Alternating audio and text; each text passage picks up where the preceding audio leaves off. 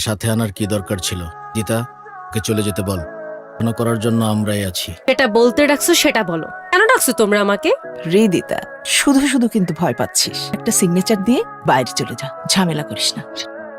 কিছুদিন আগে বললে হয়তো খুশি খুশি সবকিছু লিখে দিতাম। সেদিন রাতের পর তোমাদের সম্পর্কে আমার ধারণা বদলে গেছে। আমি সাইন করব না।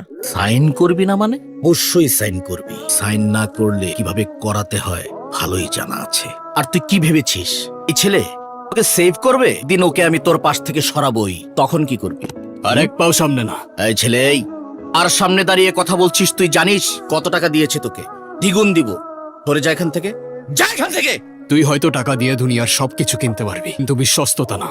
মালিকের জন্য বুকে গুলি খেয়ে লড়াই করব সেই ময়দানে। ওর মতো কাপুরুষ এক সেকেন্ডও টিকবে না। চেষ্টাও করিস না। এই, তুই কি আমাদের হুমকি দিচ্ছিস নাকি? হ্যাঁ, যাদের কিছু করবার ক্ষমতা নেই হুমকি দেওয়া তাদের কাজ।